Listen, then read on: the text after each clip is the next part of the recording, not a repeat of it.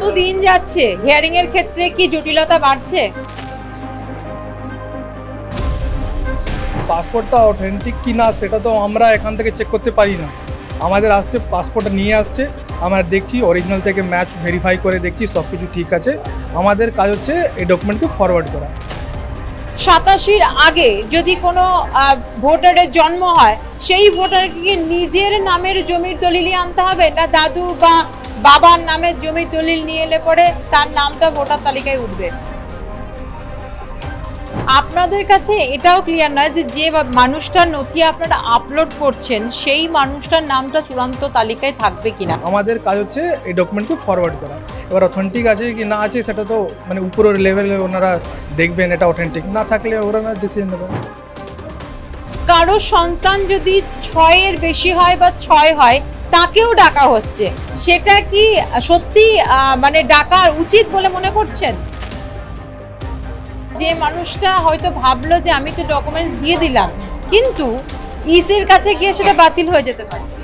সেটা হয়ে যেতে পারে ওনার যদি কন্ডিশন বা ক্রাইটেরিয়া ম্যাচ না হয়।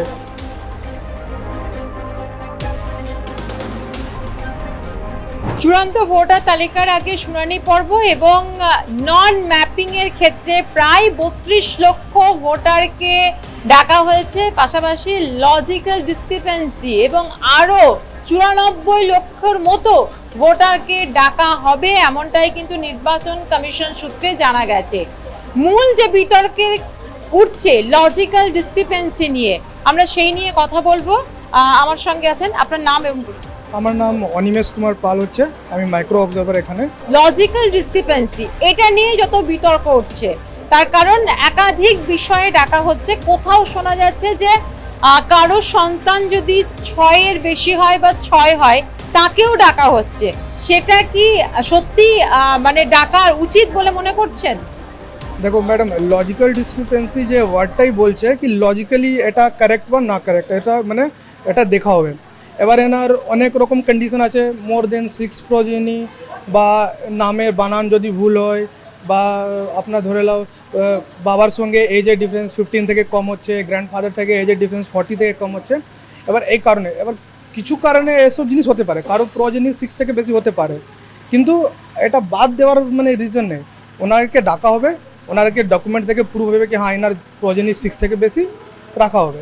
কিন্তু যদি মানে এটার মেন যে কারণ হচ্ছে কি যদি কিছু মিস্টেক হয়ে থাকে আগামীকালে বা মানে এরকম না থাকুক, তার মানে ওটা ভেরিফিকেশন কারেকশন প্রসেস একরকম, মানে তাই জন্য এটা ডাকা হচ্ছে। আর এটা কম্পিউটার জেনারেটর, তো কিছু কিছু কারণে আপনার হতে পারে কি নামে একটু গ্যাপিং মিস এটা হতে পারে, কিন্তু একটু ভলিউমিনাস যেটা এটা মানুষ করতে পারে না, কম্পিউটার দিয়ে করতে হবে।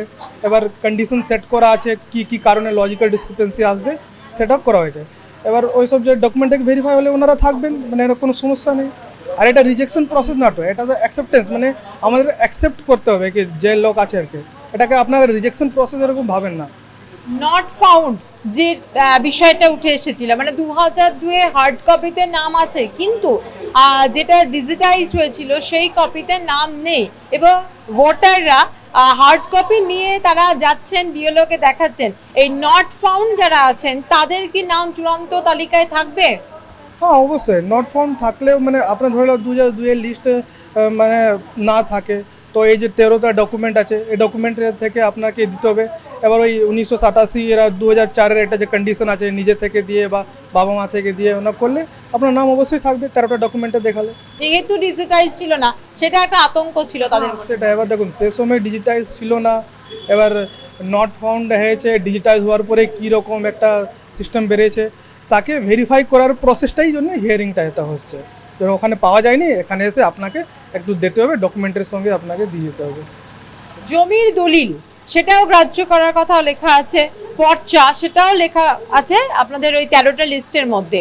তো সেক্ষেত্রে 87-র আগে যদি কোনো ভোটারের জন্ম হয়, সেই ভোটারকে নিজের নামের জমির দলিলই আনতে হবে, না দাদু বা বাবার নামের জমির দলিল নিয়ে এলে পরে তার নামটা ভোটার তালিকায় উঠবে?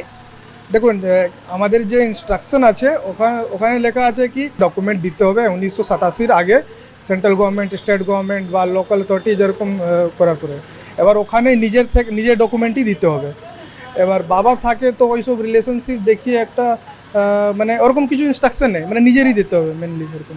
মানে যদি কেউ দলিল দেন জমা যে 87-র আগে তার জন্ম কিন্তু তার বাবার নামে দলিল আছে তার নামে নেই, তো সেটা অথেন্টিক হবে না বা সেটা আপনারা গ্রহণ করবেন না। 87-র আগে মানে তারই কোনো ডকুমেন্টস দিতে হবে। হ্যাঁ সেটা ডকুমেন্ট, আবার ওনার যেটা না থাকে অন্য ডকুমেন্ট দিলে ওটা হয়ে যাবে। 13টা ডকুমেন্টের মধ্যে অন্য ডকুমেন্ট দিলে ওনাতে হয়ে যাবে। 13টা ডকুমেন্টসে কিছুই নেই, তার বাবার আছে, কি করবেন সেই ব্যক্তি? বাবার আছে, তবে বাবার থেকে এবার এটা মানে প্রপার কিছু ইনস্ট্রাকশন নেই আমাদের। মানে সেক্ষেত্রে আধার কার্ড দিলে হবে? আধার কার্ড দিয়ে, আধার জাস্ট আইডেন্টিটি পারপাস, মানে আমাদেরকে যা বলা হয়েছে জাস্ট আইডেন্টিটি পারপাসের জন্য অ্যানেক্সচার 2 আছে আপনার যে ডেট দিয়ে, তো সে পারপাসে আমরা নিচ্ছি আধার। আর বাকি যে ডকুমেন্টগুলো আছে আপনার মাধ্যমিক সার্টিফিকেট, মাধ্যমিক বা এডুকেশনাল সার্টিফিকেট, কোনো আইডি কার্ড গভর্নমেন্ট ইনস্টিটিউশনের এরকম, আর আপনার 1987-র আগে যে ডকুমেন্ট আছে পাসপোর্ট, এইসব দিলে আমরা ওটা নিচ্ছি। পাসপোর্ট কে কি আপনারা বিশেষ গুরুত্ব দিচ্ছেন? তার কারণ পাসপোর্ট একটা অথেন্টিক, অবশ্যই ভারত সরকারের দেওয়া একটা নাগরিকতার প্রমাণ বলা যেতে পারে পাসপোর্ট, কিন্তু পাসপোর্ট নিয়েও বহু ক্ষেত্রে বহুবার অভিযোগ উঠেছে, জালিয়াতির অভিযোগ, যে বাঁকা পথে অনেকে পাসপোর্ট করেন, এই অভিযোগও বহুবার উঠেছে। তো সেক্ষেত্রে পাসপোর্টটা যে অথেন্টিক সেটা আপনারা বিচার কিভাবে করছেন? দেখুন, পাসপোর্টটা অথেন্টিক কি না সেটা তো আমরা এখান থেকে চেক করতে পারি না। আমাদের আসছে, পাসপোর্টটা নিয়ে আসছে, আমরা দেখছি অরিজিনাল থেকে ম্যাচ ভেরিফাই করে দেখছি সব কিছু ঠিক আছে। আমাদের কাজ হচ্ছে এই ডকুমেন্টকে ফরওয়ার্ড করা। এবার অথেন্টিক আছে কি না আছে সেটা তো মানে উপরের লেভেলে ওনারা দেখবেন, এটা অথেন্টিক না থাকলে ওরা না ডিসিশন নেবেন। তার মানে আপনাদের কাছে এটাও ক্লিয়ার নয় যে যে মানুষটার নথি আপনারা আপলোড করছেন সেই মানুষটার নামটা চূড়ান্ত তালিকায় থাকবে কিনা, তার কারণ এর পরের প্রসেস তো ইসি করছে, তো ইসি বাদ দিয়ে দিতে পারে সেই নাম। হ্যাঁ মানে আমাদের কাছে ডিসিশন মেকিং নেই, আমরা জাস্ট ডকুমেন্ট নিচ্ছি, সব কিছু ডকুমেন্ট ভেরিফাই করছি, সব কিছু ঠিক হলে প্রপার ডকুমেন্টেশন আমরা করছি। ওটা আপনারা শুধু ডকুমেন্ট আপলোড করে দিচ্ছেন, আসল যে বিষয়টা বা সিদ্ধান্ত নেওয়া সেটা ইসি নিচ্ছে। হ্যাঁ তারা নিচ্ছে। মানে এক্ষেত্রে যে মানুষটা হয়তো ভাবলো যে আমি তো ডকুমেন্টস দিয়ে দিলাম, কিন্তু ইসির কাছে গিয়ে সেটা বাতিল হয়ে যেতে পারে। সেটা হয়ে যেতে পারে ওনার যদি কন্ডিশন या ক্রাইটেরিয়া ম্যাচ না হয়, বা ডকুমেন্টের 13টা ডকুমেন্টের মধ্যে প্রপার না থাকে, বা ডকুমেন্ট ধরে নাও জালি থাকে, কিছু থাকলে ওনারা হতে পারে, সেটা তো ওনার হাতে ডিসিশন আছে ইসির কাছে। এতে চূড়ান্ত তালিকায় তো নাম অনেকেরই বাদ চলে যেতে পারে। ইসি যদি যেমন এআই পদ্ধতিতে লজিক্যাল ডিসক্রিপেন্সির মাধ্যমে ডাকা হচ্ছে এবং সেখানে দেখছে যে না, নামে গন্ডগোল, অনেক কিছুতে গন্ডগোল রয়েছে, তো সেক্ষেত্রে তো ওই নথি আপলোড করার পরেও তো সেই রকম গন্ডগোলের নাম বাদ চলে যেতে পারে। লজিক্যাল ডিসক্রিপেন্সিতে ধরো নামের আপনার গন্ডগোল হচ্ছে, তো আপনার হিয়ারিংটা তো সেই জন্য হচ্ছে কি আপনি আসবেন, আপনি দেখাবেন কি না আমার নামে আগে ভুল হয়েছিল, আমার এইসব ডকুমেন্ট আছে, এই ডকুমেন্টের হিসাবে আমার নাম এরকম আছে।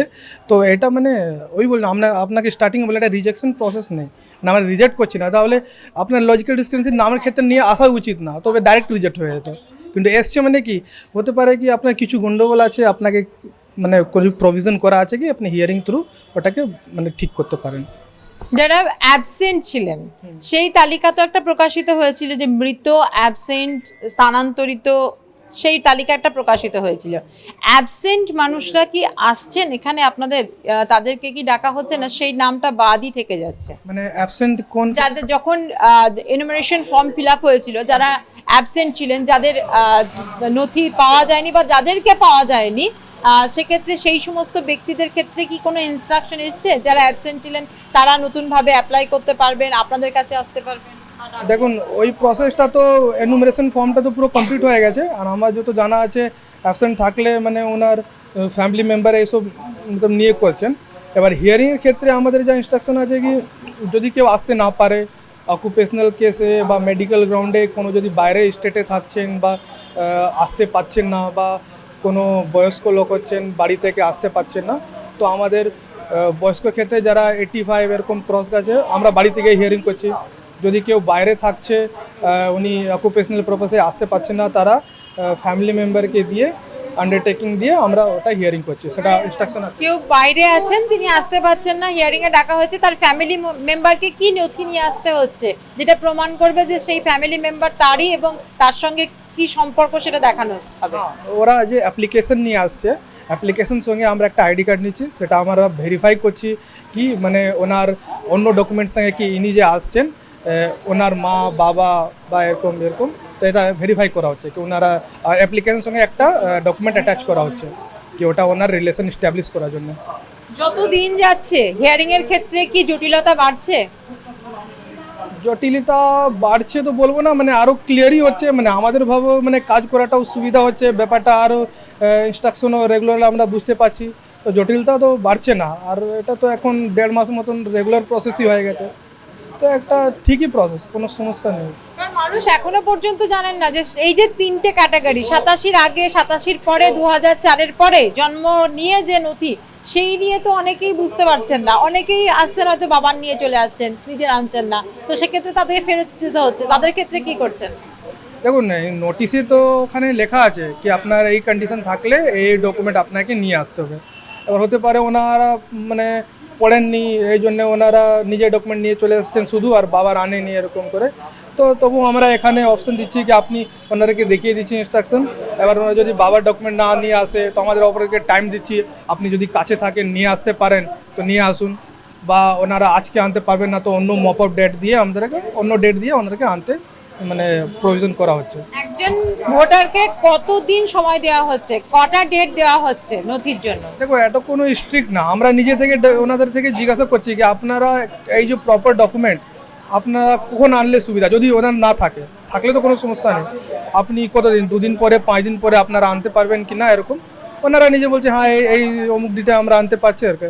কিন্তু আমাদের একটা ডেট আছে 25-26-এর মধ্যে শেষ করে দিতে হবে, কেন তারপরে লজিক্যাল ডিসক্রিপেন্সির আমরা স্টার্ট করব, তো আমরা চেষ্টা করছি মানে 25-এর লাস্ট অবধি মানে আমরা মপ আপ ডেটের ওপর দিচ্ছি। লাস্ট প্রশ্ন, যারা আসছেন ভোটার তাদের চোখে মুখে কি আতঙ্ক, প্রশ্ন এগুলো প্রথমেই দেখতে পাচ্ছেন আপনারা?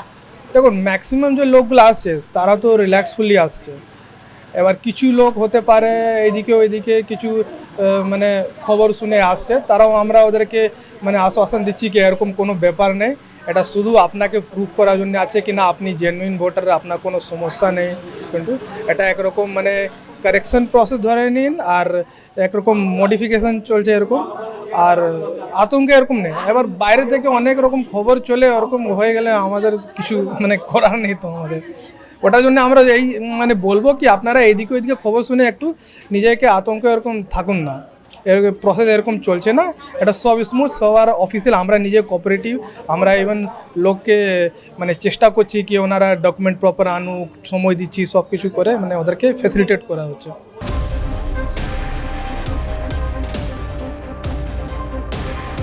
চলছে হিয়ারিং প্রসেস এবং এই শুনানি পর্বে কি আসল বাছাই হবে, সেই প্রশ্নই কিন্তু এখন প্রতিটা রাজ্যবাসীর। ইতিমধ্যেই বহু মানুষ হিয়ারিংয়ে গেছেন, 7ই ফেব্রুয়ারি পর্যন্ত চলবে এই প্রসেস, তারপরেই কিন্তু প্রকাশিত হবে চূড়ান্ত ভোটার তালিকা এবং সেদিনই আসল বিষয়টি সামনে আসবে, এমনটা কিন্তু বলা যেতেই পারে। ক্যামেরায় উচ্চ রায়ের সঙ্গে নাজার রহমানের রিপোর্ট, আর প্লাস নিউজ, কলকাতা।